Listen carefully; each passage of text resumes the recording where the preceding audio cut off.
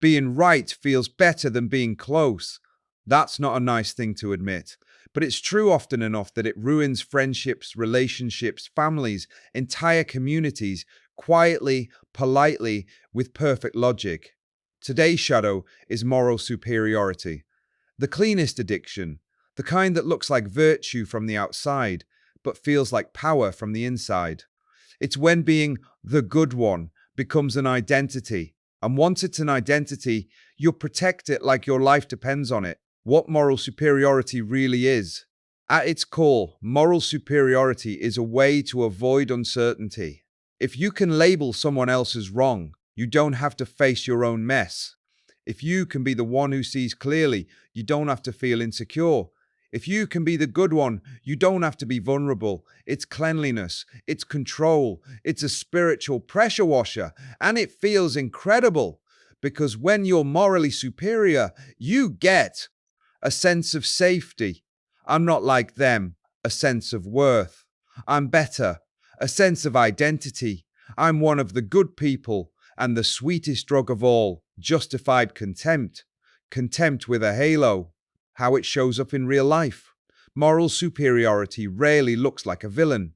It looks like the person with standards, the one who won't tolerate toxicity, the one who calls people out, the one who speaks truth.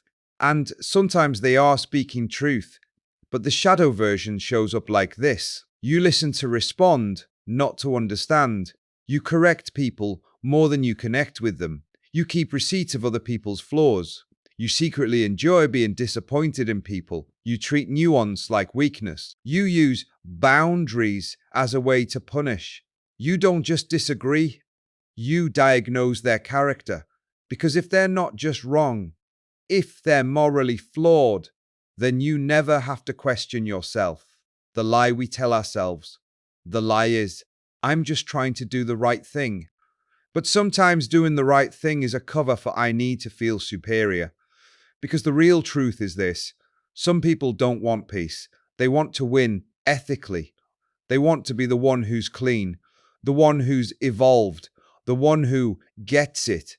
And the ego loves this because it's invincible. If someone challenges you, you don't have to defend your opinion. You defend your goodness. And that makes you unbearable. The good one identity. Here's where it gets dark. When you build your identity on being the good one, you start needing other people to be bad. Not consciously, not intentionally, but you need contrast. You need immature, selfish, ignorant, toxic, messy. Because if everyone is complicated and flawed, then you're just human too. And that's the one thing the moral superior person can't tolerate.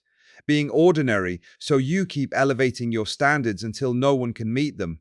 Then you're alone, but at least you're right. The cost. Moral superiority costs you intimacy, because closeness requires humility. It requires being wrong sometimes. It requires hearing something that stings. It requires admitting, I contributed to this. Moral superiority can't do that because it feels like death to the identity. So instead, you become someone people can't be honest around. They feel judged, managed, measured. They censor themselves around you. They tell you the version of their life that won't trigger your disappointment. And then you call them inauthentic. But the real reason they hide is because your rightness feels like a courtroom. The clean version's still principled, but human. This isn't a message to abandon your values. It's a message to stop using your values as a weapon. Try this. Replace I'm right with I might be missing something. Replace they're wrong with what are they protecting? Replace contempt with curiosity. Ask, do I want to be right or do I want to be close? And here's the hardest one. Admit the part you're ashamed of, because moral superiority often exists to cover a private fear. If people see my flaws, they won't respect me. But respect that requires perfection is not respect, it's fear. One brutal question to end on. When you judge people, are you protecting the world or are you protecting your identity as the good one? Different personality patterns express moral superiority differently. Some become preachy, some become cold, some become quietly dismissive. That's what personalitypeak.com is built to uncover.